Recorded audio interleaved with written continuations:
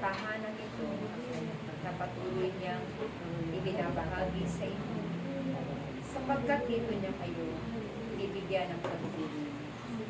Ako na inyong Inang Maria ay patuloy ding magkakaloob ng mga tagubilin para sa inyo, katulad ng inyong sama-samang pananalangin para sa kapayapaan ng daigdig. Aking mga anak, ang Diyos ay nagagalak sa inyong pagsunod. Ang Diyos ay laging nakatunghay sa inyong lahat. Kaya kung anuman ang inyong mga kahilingan at ang inyong mga ginagawa, ito'y hindi nalilinig sa Kanya. Ang pagsunod ninyo ay isang kagalakan sa Diyos. Ang pagsunod ay isa ninyo pagpapala na makakamit mula sa Diyos, sapagkat hindi niya kayo pababayaan. Ako na inyong Inang Maria ay lagi ninyong kasama. Sa panahon na kayo'y nananalangin, ako'y naroon, sapagkat batid ko ang bawat panalangin ng bawat isa sa inyo. Kayo din ang panalangin para sa kapayapaan, sapagkat walang inang nagahon ng ikasasama ng kanyang anak. Kung kaya't ako ay laging nakikisa sa inyo lahat.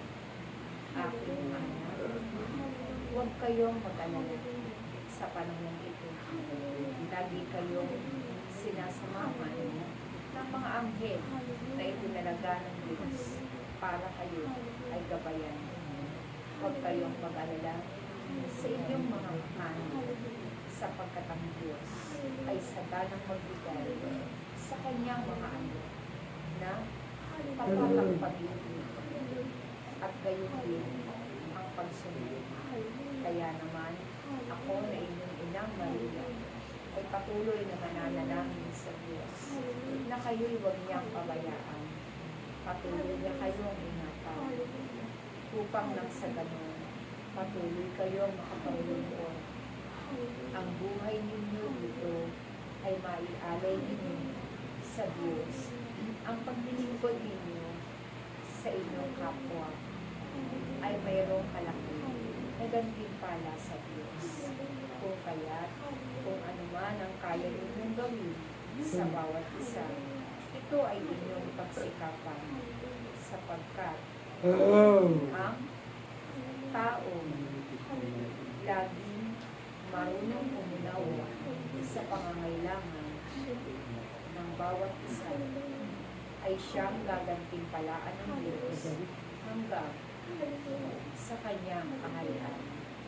Kaya naman, magpatuloy kayo sa inyong pagkakaisa.